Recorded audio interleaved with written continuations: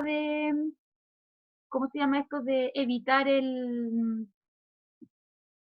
chat de uso inapropiado, ¿cierto? Etcétera, etcétera. Ya, comencemos. Funciones. Ya, para hoy día yo quiero como objetivo que ustedes lo puedan tener anotado, es sintetizar aprendizajes de funciones. Entonces me voy a quedar con el primer ejemplo. Mi primer ejemplo a mí me está diciendo sea la siguiente función biyectiva.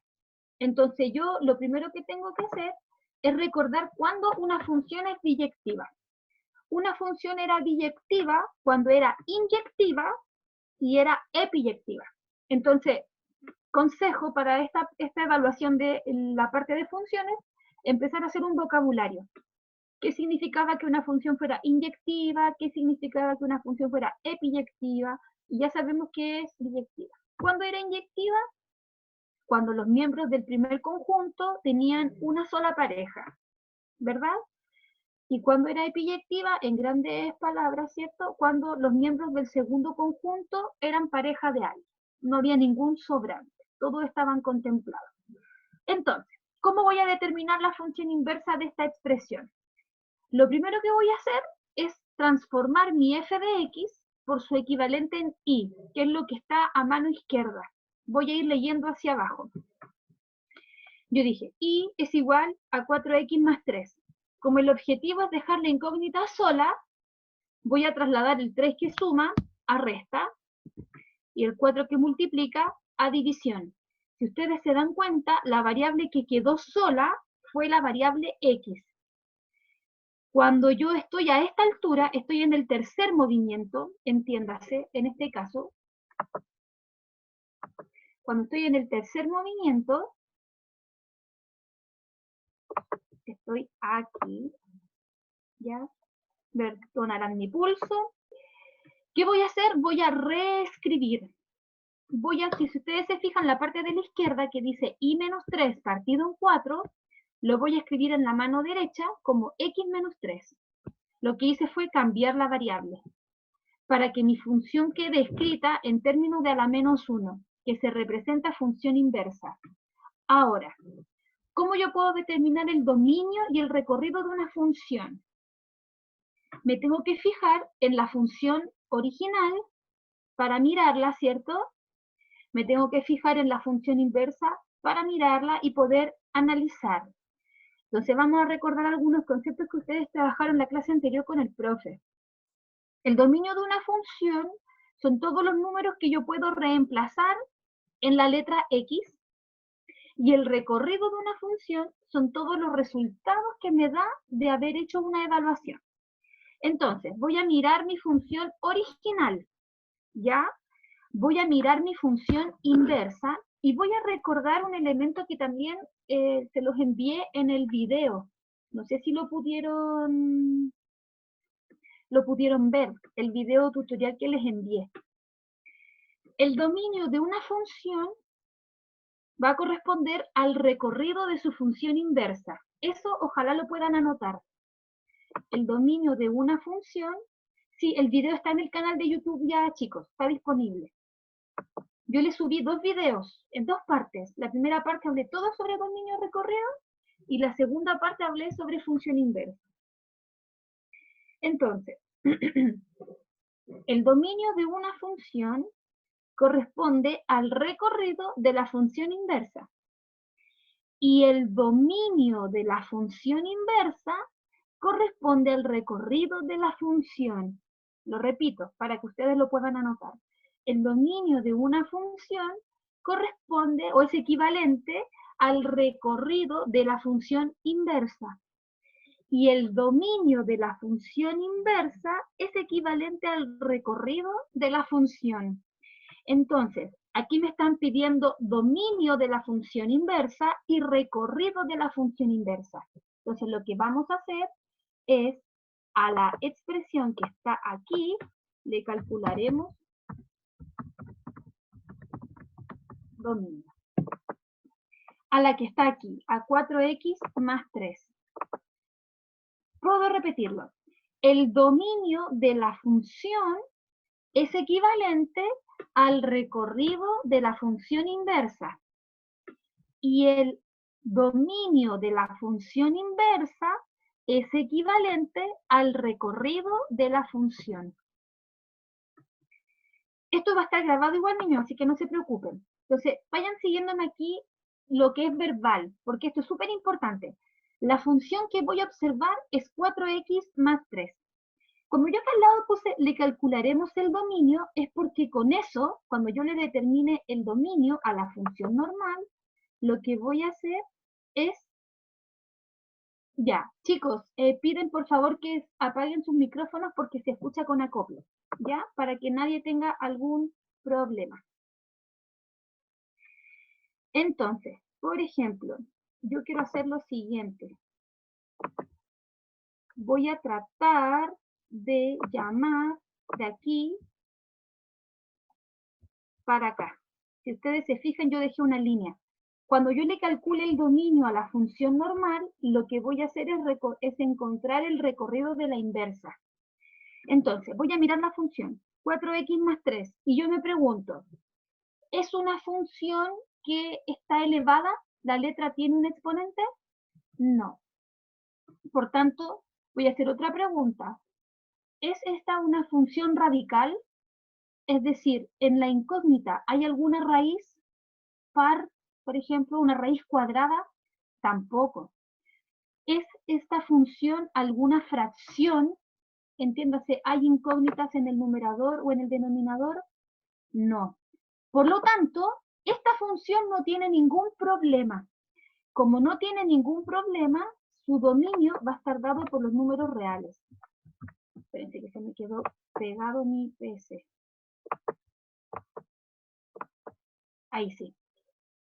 Y mi recorrido va a ser equivalente. Voy a mirar la función inversa ahora.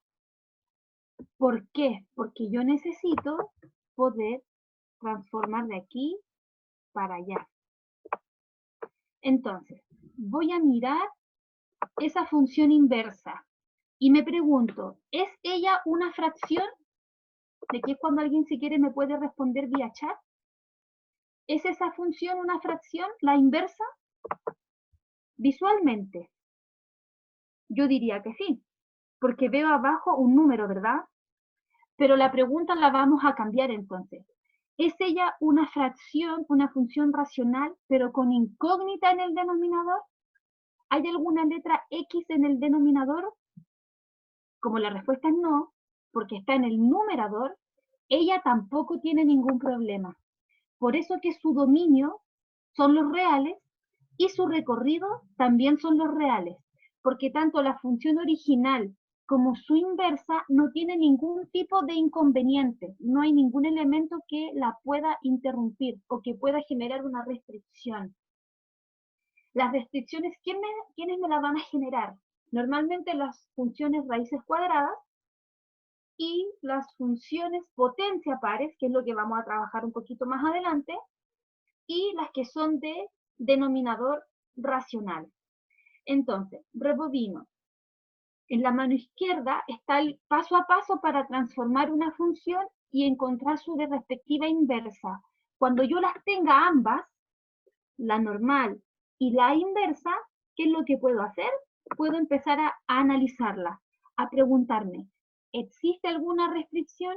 Como ambas funciones fueron de exponente 1, ¿cierto? La x no está elevada a nada, no me generaron mayor conflicto, no había una raíz en ella y ninguna de ellas era una fracción o una racional con incógnita en el denominador. Veamos.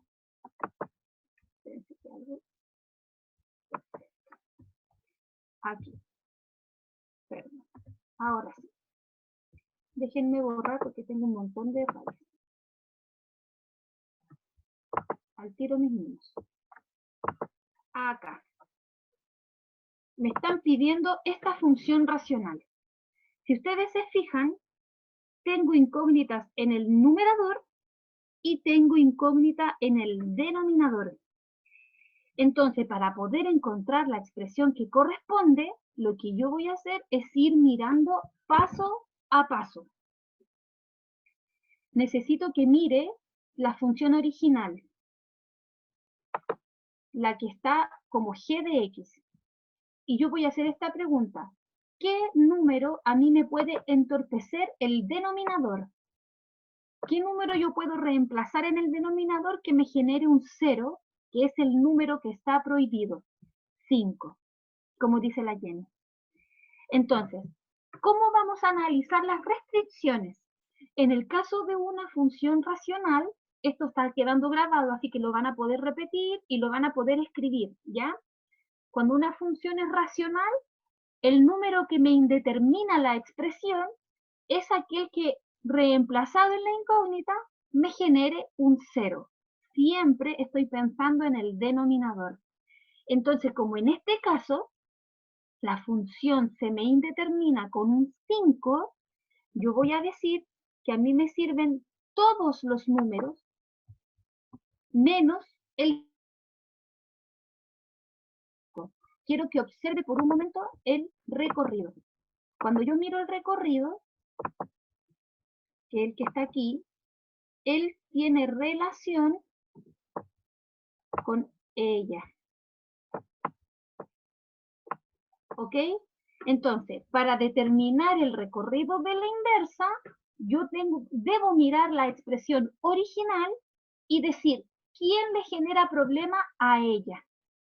Entonces yo vi que el 5 me generaba problema, entonces digo, me sirven todos los reales, todos los números posibles, menos, y abro una llave para colocar el único elemento que me va a generar un conflicto. Entonces, el dominio de la función normal, y lo voy a tratar de escribir, el dominio de la función normal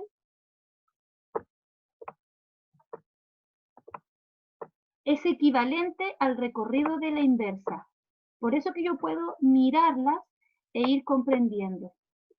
No sé si hasta aquí hay alguna duda. Necesito que me vayan hablando al chat porque mi computador... No, dejé de compartir, perdón.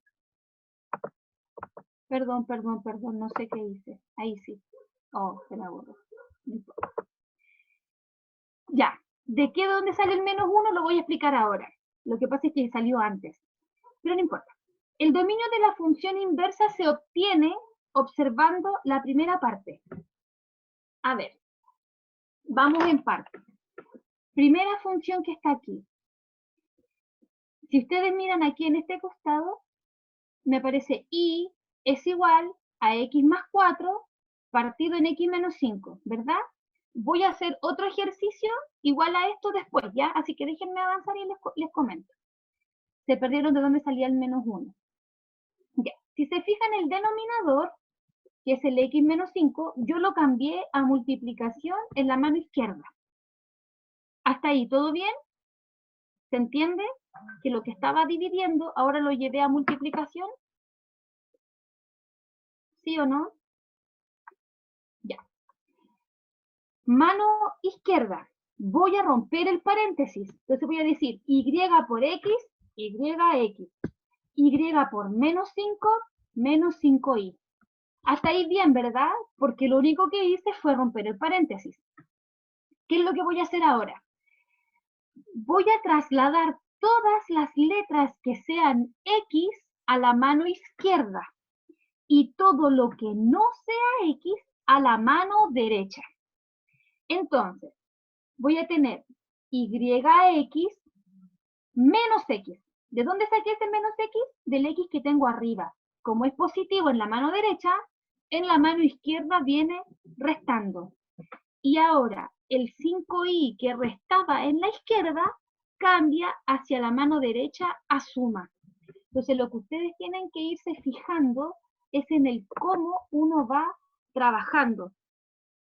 Él cambió para allá y él cambió para allá. ¿Se alcanza a ver? Porque mi objetivo va a ser siempre dejar la letra incógnita X, que es la que me interesa, en la mano izquierda. Cuando estoy a esta altura, debo factorizar. Por lo tanto, voy a preguntarme, como la letra que a mí me interesa es la X, bien digo, voy a dejar dentro del paréntesis todo lo que no lo sea. Entonces a mí me dice, X por Y, voy a dejar la X afuera y la Y va a quedar dentro del paréntesis. porque está factorizando por término común. Justamente. Y si aquí tengo un menos x, como la letra ya la tengo contemplada afuera, voy a reemplazar por el signo negativo y en su espacio voy a colocar el número 1, que es la cifra con la que puedo completar el espacio. Porque si yo me fijo, la x que está solita es equivalente a que tenga un número 1 adelante. Cuando estoy aquí, lo que debo hacer ahora es dividir, dejar la x sola. Entonces, el y menos 1 que lo multiplica, en la mano derecha lo divide. Y lo que está aquí es con la que yo voy a terminar. Voy a reescribirla. En vez de esa x que está acá, voy a colocar función inversa. 4 más 5y va a reemplazarse por 4 más 5x. Y en el denominador, y menos 1, ahora voy a tener x menos 1.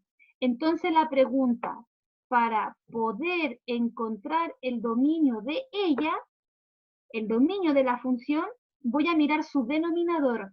Entonces pregunto, ¿con qué número yo puedo hacer un 0 abajo? ¿Qué número me genera el error? Si la expresión es x menos 1, mi error se forma con un 1. Por eso que el dominio de la función son todos los reales menos el número 1, que es el único que a mí me genera conflicto. Y el recorrido de ella lo obtengo de aquí, de mirar la función original. Por eso que acá yo tengo que fijarme para poder encontrar el dominio y el recorrido de la función inversa. Siempre mi primer paso debe ser determinar la función inversa. Esto no es sencillo de digerir. La idea es que lo veamos varias veces, ver varias veces esta explicación. El video tutorial también está paso a paso. Dudas hasta aquí, para poder avanzar y después me devuelvo a esta parte para hacer un ejercicio en pizarra. ¿Puedo seguir? Estoy mirando el chat. Cuando ustedes digan me pueden ir diciendo. Perfecto. Voy a borrar los dibujos para poder cambiar de presentación. Entonces, composiciones. A mí me están diciendo que la función f es 2x más 2, la función g es x más 1 y la función p es 5x.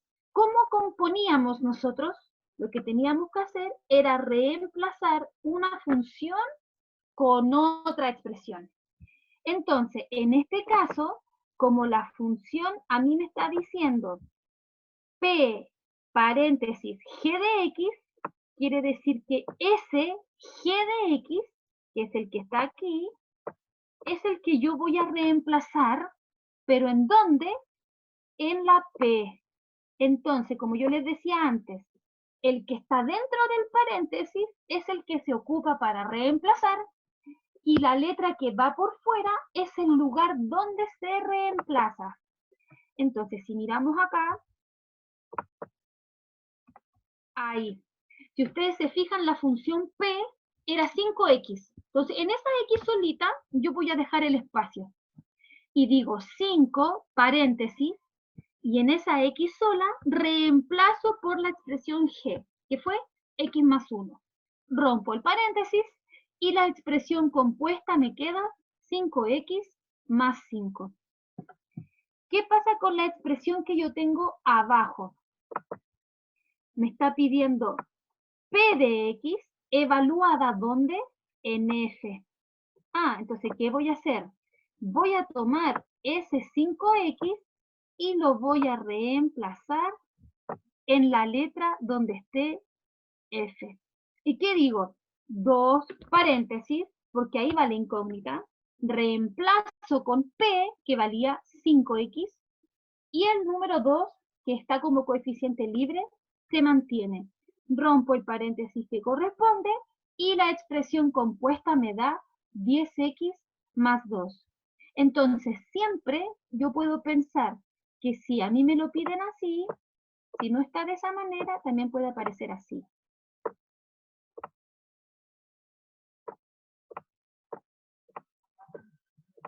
¿ya? No sé si se entiende, que son lo mismo.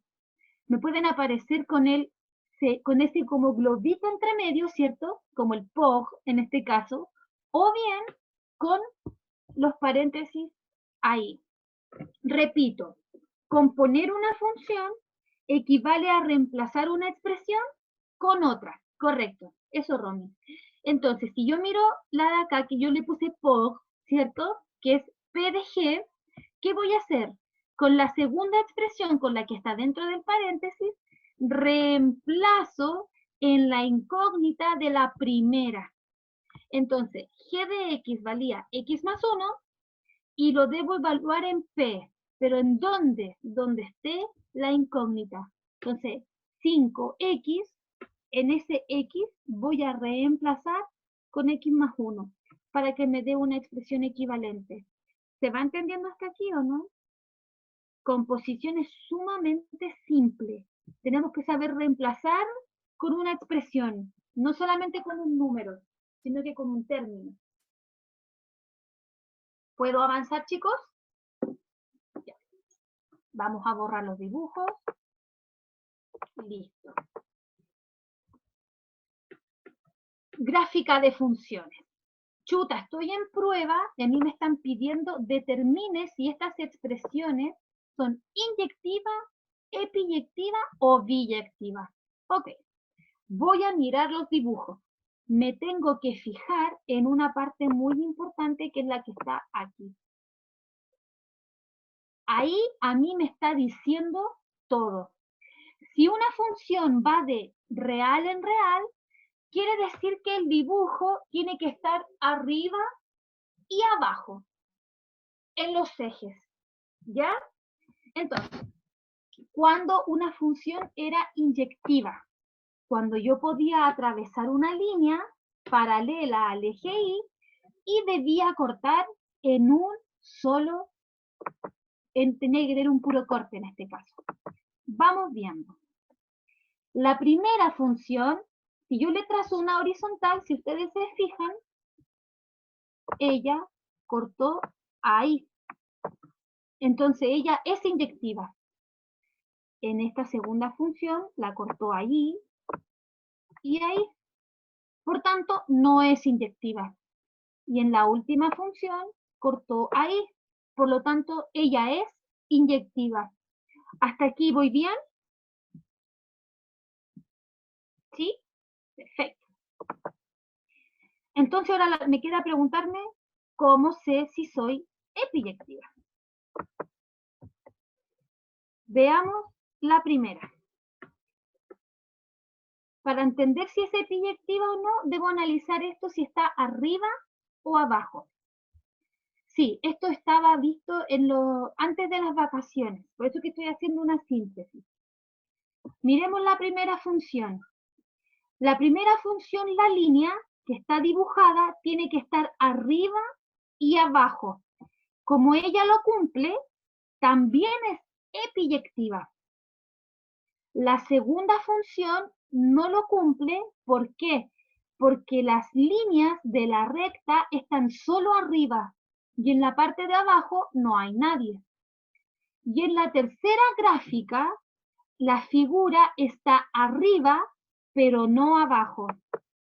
Por lo tanto, la primera función, como es inyectiva y es epiyectiva, porque tiene un solo corte y está en ambos lados de los ejes, ella es una función biyectiva. La segunda, cortaba en dos partes, no era inyectiva. Estaba dibujada solo arriba, no abajo, no era epiyectiva. Por lo tanto, la segunda gráfica es solo una función. A secas, no tiene apellido. Y la tercera expresión tenía un solo corte, por lo tanto era inyectiva, pero estaba solamente arriba. Por lo tanto, como no era epi, no puede ser biyectiva. Por lo tanto, la primera función es biyectiva, la segunda gráfica es una función y la tercera gráfica es una función inyectiva. Hasta ahí, ¿cómo voy? para poder hacer más ejemplos ahora, pero en pizarra. ¿Sí? Entonces voy a dejar de compartir y me voy a ir a la pizarra.